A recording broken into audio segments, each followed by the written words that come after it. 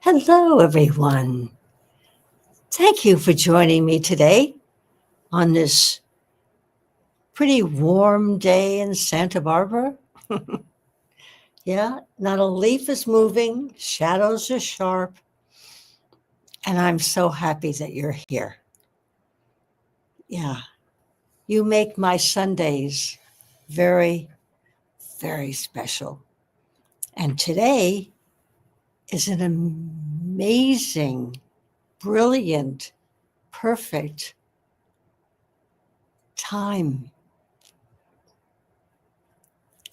for me to wish David Best a very happy birthday.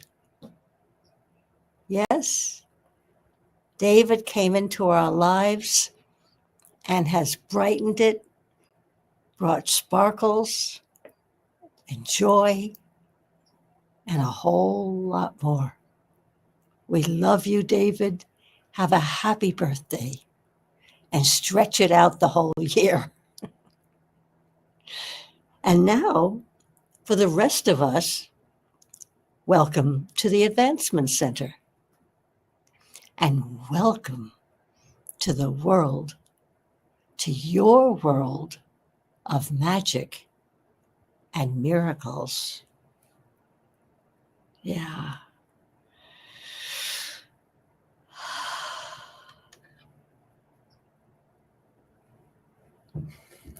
I wrote myself a note. Oh, yes. This occurred to me this morning, and I thought, this is a good opening. Logic doesn't have a leg to stand on when our out and out miracle is before our eyes. Look no further than the miracle of birth, our birth, our wonder and discoveries of this place when we were all new, young, and eager to learn. That's all of us. So welcome to your world of magic and miracles.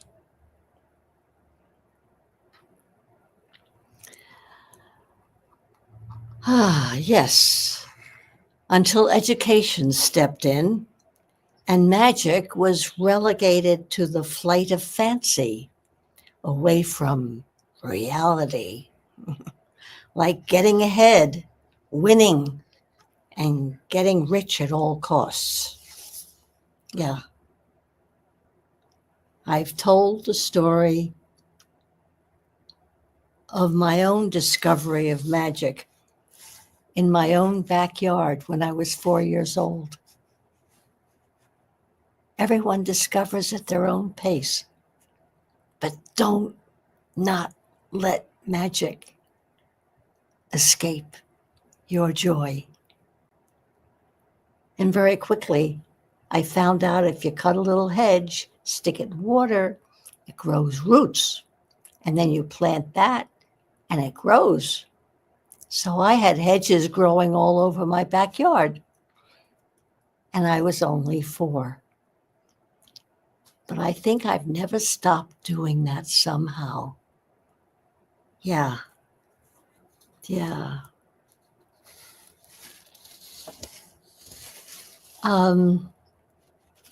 Last broadcast, I told you about my divorce and my magical trip to Ibiza. But that was only the first step leading to today. Yeah. The eye chart may be not as clear as years ago, but my memory of details in the past, 2020. So when I have a quiet moment, I'm never alone.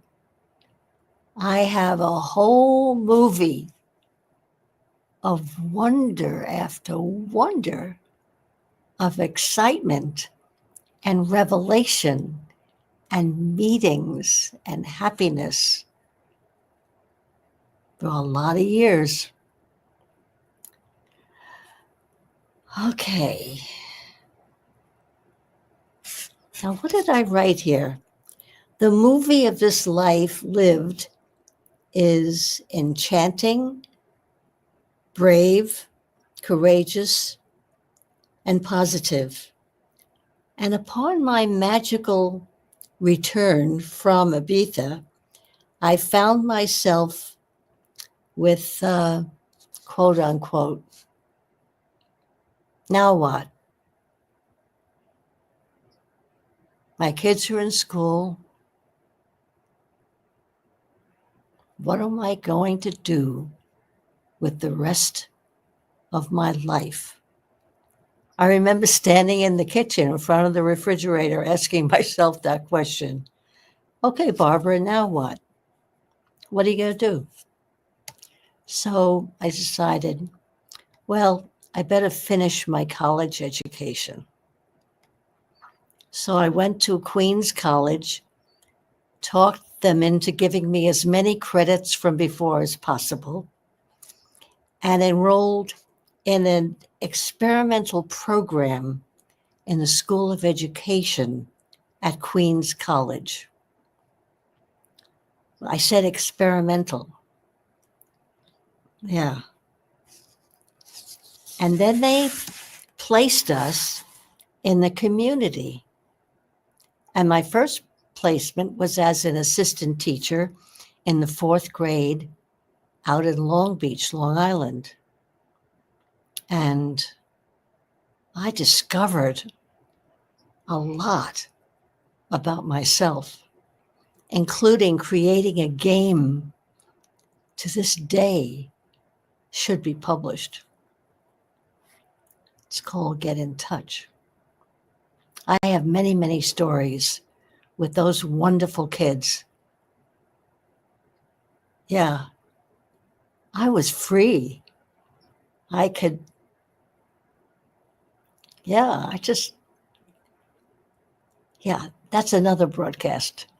I'll just go into the detail and the magic of those kids and what they taught me. Yeah. And then I was placed in a ward at Creedmoor Mental Hospital with forgotten adolescent boys with untenable behavior, along with 2 young women whose families could not cope with them any longer and just left them there out of their hair. And it was an amazing experience. Totally not mine. But I met Mark Stebbins, who to this day is a hero. He talked Creedmoor into allowing him to open up a new ward of incorrigible teenage boys who will never make it anywhere else. And he took on 2 women whose families just gave up on them. And that was my placement. It was unbelievable. I walked into Creedmoor, took an elevator in an antiquated building, and found myself in this amazing situation. But boy, did I learn. And I called on a lot of magic and miracles and ideas of how my behavior could adapt and be of service. That was an education and a half. And then Oh, yeah. I have to tell you, these two women, young women in their 20s, became my private patients. Now, how did they get there in this godforsaken hole? And they come from wealthy families? Well, one just slapped her mother in frustration. And the next day she was slapped into Creedmoor. How horrible is that? And the other one, she committed the most unpardonable sin, and her parents wouldn't have another minute with her. What did she do? She was at a very exclusive women's college, the name of which you all know, and she was about to graduate summa cum laude. And she decided to flip out. Her parents were beside themselves, and they put her in this hellhole. And these are the two women that I got to know, love, establish a relationship, which is a whole other broadcast. It was amazing.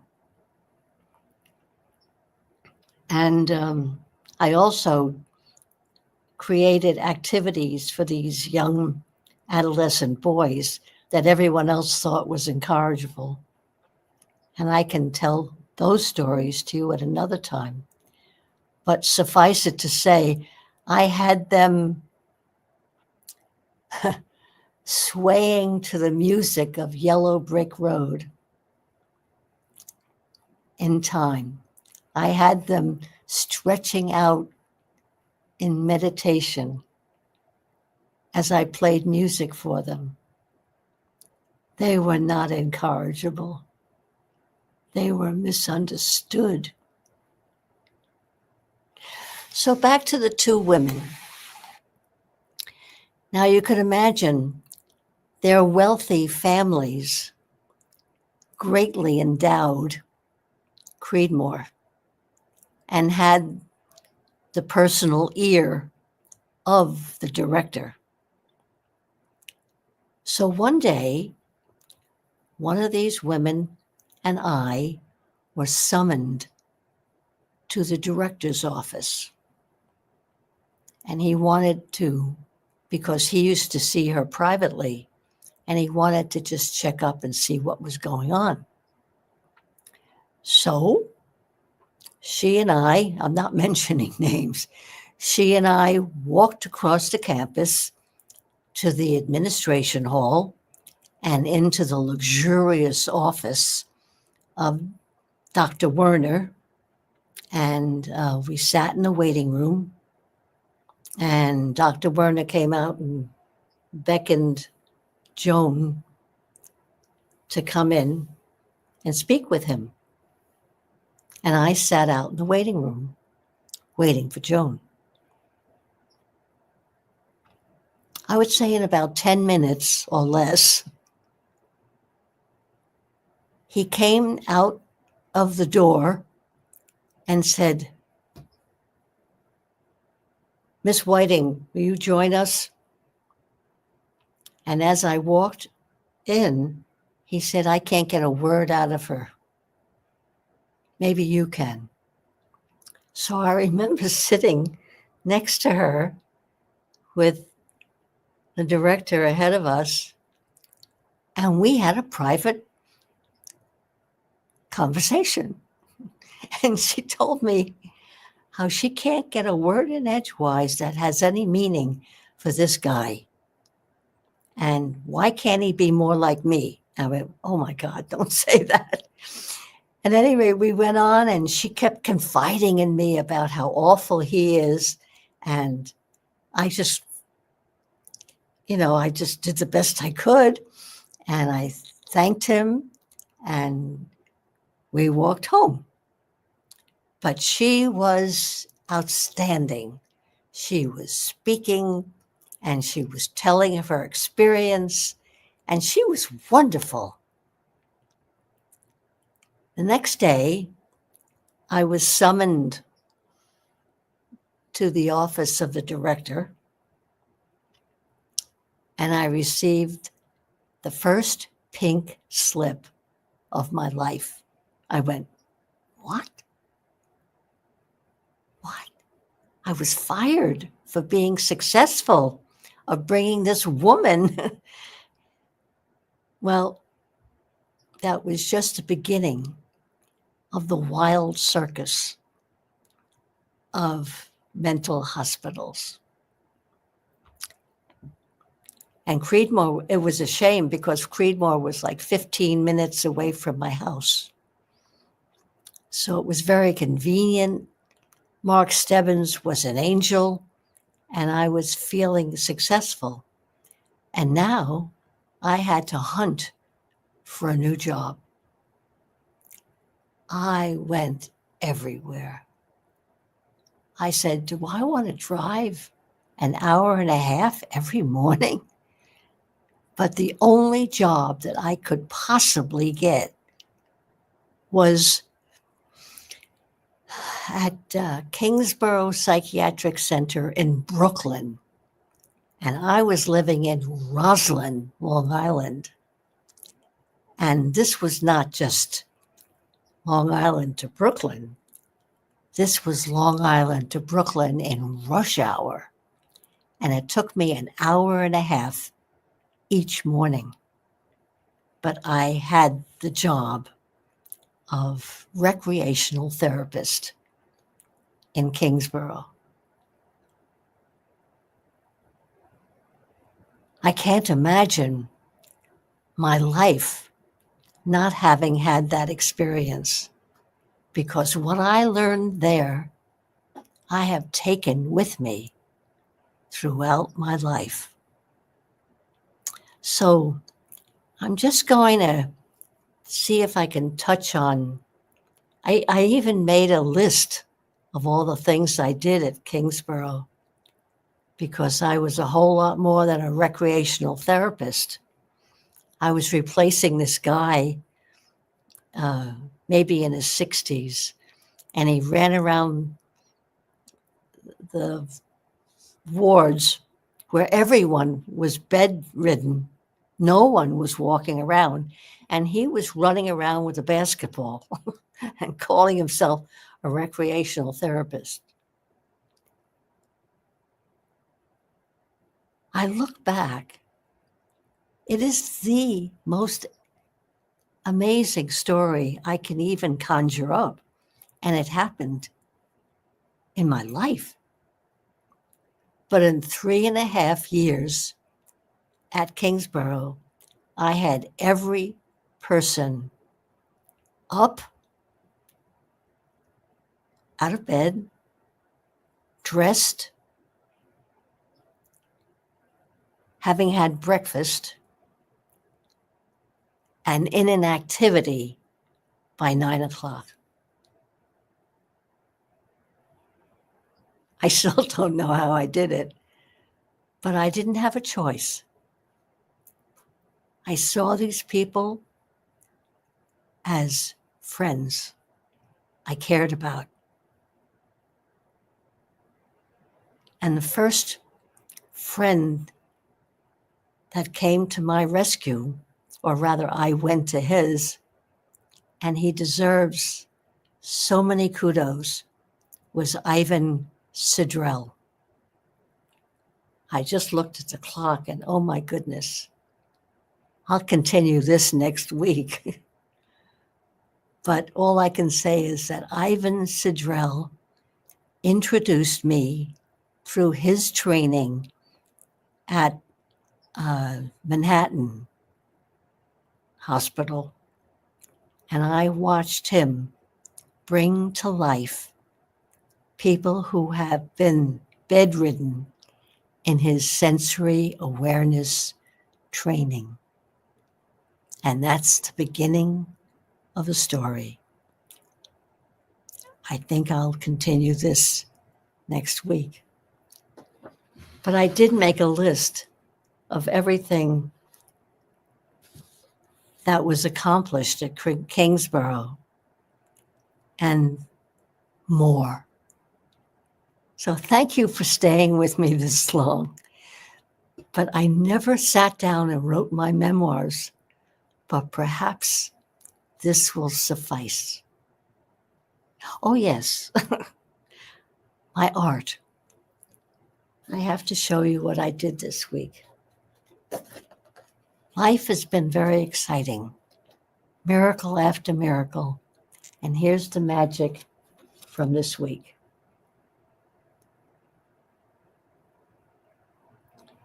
Yeah.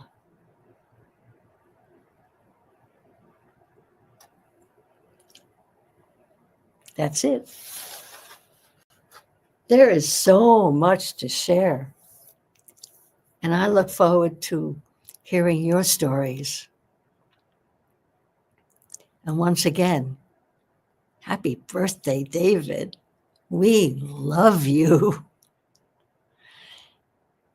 And for everyone else, I wish you a perfect life with perfect health and a truly magic future. Thank you. See you next week.